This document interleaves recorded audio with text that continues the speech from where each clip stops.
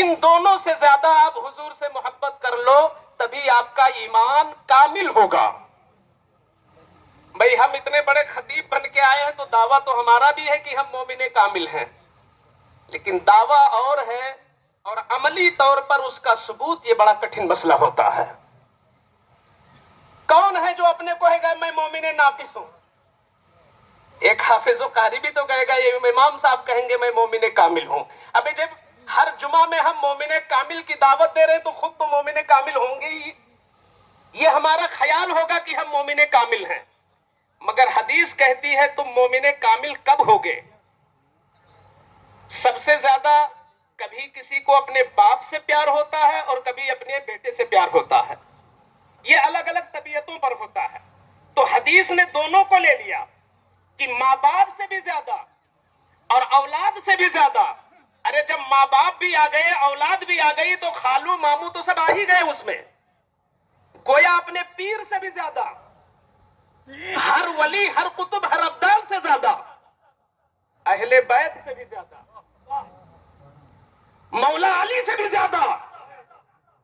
جب تک تم رسول اللہ سے پیار نہیں کرو گے تمہارا ایمان مکمل نہیں ہوگا۔ دعوے پوری دنیا میں ڈنکے کے چوٹ پر پیش کیے جاتے ہیں، تقریر کرنے والا تقریر میں کہتا ہے، نعت پڑھنے والا نعت کی شکل میں کہتا ہے، مگر قربان جاؤ اس ہستی پر کہ نبی اور رسول کے بعد جس کا مرتبہ سب سے بلند ہے زمین پر، جو روحانیت میں بھی ان سب سے بلند ہے اور ولایت میں بھی سب سے بلند ہے، ان سے بڑا کوئی عالم نہیں ہوا، ان سے بڑا کوئی مفتی نہیں ہوا۔ مصطفیٰ کی حیات ظاہری میں جو مدینے میں فتویٰ دیتے تھے، مدینے میں فتویٰ دیتے تھے، ان کا نام صدیق اکبر ہے۔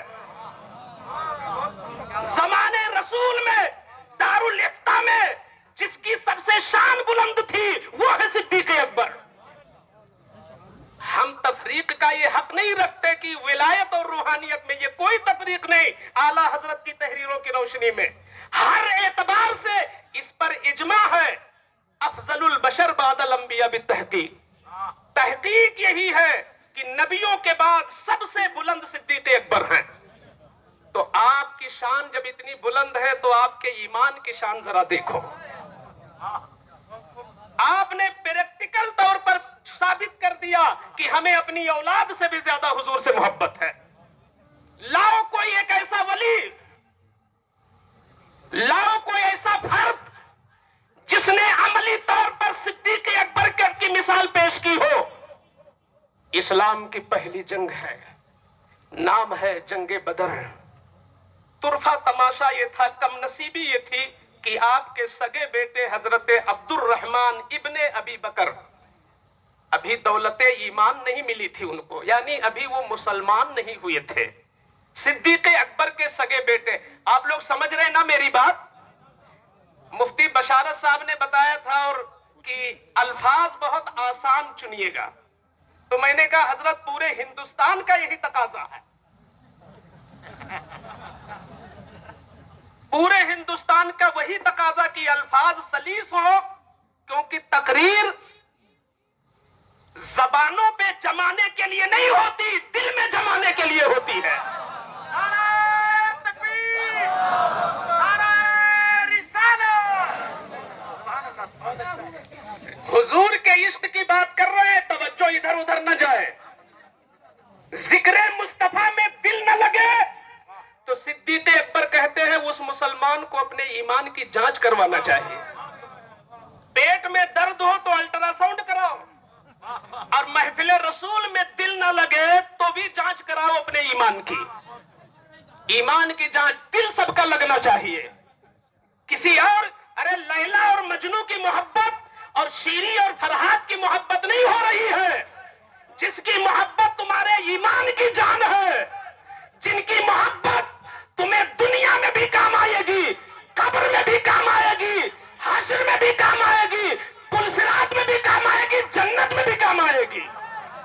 آج ان کی محبت کا نشہ میں پلانا چاہتا ہوں۔ صدیق اکبر کا سگا بیٹا ابھی مسلمان نہیں ہوا، ابو جہل पूरी प्लानिंग के साथ 1000 लाया था और सरकार के जो जानिसार थे वो बगैर प्लानिंग के यूं ही बद्र के मैदान में 313 इकट्ठा हुए। उस ईमानी लड़ाई में अबू बकर का सगा बेटा अबू अब्दुर रहमान ये अबू जहल की तरफ से था। अभी ईमान नहीं लाए थे। जब जंग शबाब पर हुई, जवान हुई जब लड़ाई, तो इत्तेफाक कहिए सूए इत्तेफाक कि सिद्दीक अकबर की गर्दन पर उनके सगे बेटे की तलवार आके रुक गई। देखिएगा जरा उनका ईमान, और देखिए कि मुस्तफा की कैसी मोहब्बत उनकी जबान पर नहीं, नस नस में थी, बूंद बूंद में थी, कतरे कतरे में थी, बाल बाल में मोहब्बत रसूल थी।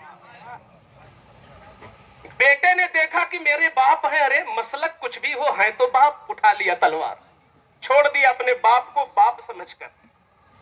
जब कुछ दिनों के बाद वो भी गुलाम हो गए, मुस्तफा के ईमान ले आए, तो एक दिन उनको वो नक्शा याद आ गया बद्र का।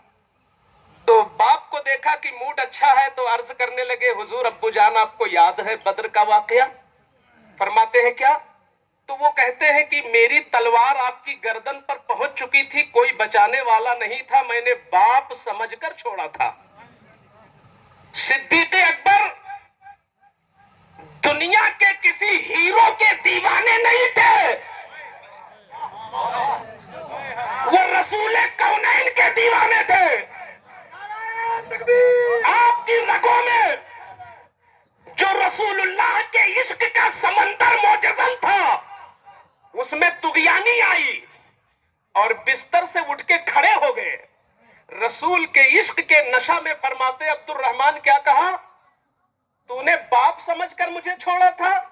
सुन ले, मेरी मोहब्बत का मकाम वो है कि अगर मेरी तलवार कहीं तेरी गर्दन पे पहुंची होती और मैं पहचान लेता कि तू मेरा बेटा है, तो इतनी जल्दी करता, बहुत जल्दी करके तेरी गर्दन उड़ा देता, इसलिए कि उस वक्त तक तू मेरे रसूल का उम्मती नहीं बना था, मेरे रसूलुल्लाह का तू गुलाम नहीं बना था।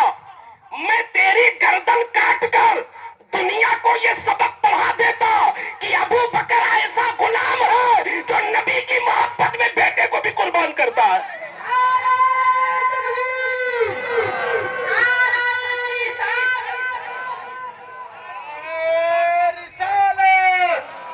आप हजरात हाथों को लहरा करके अपने नबी के नाम का नारा लगाए, नारा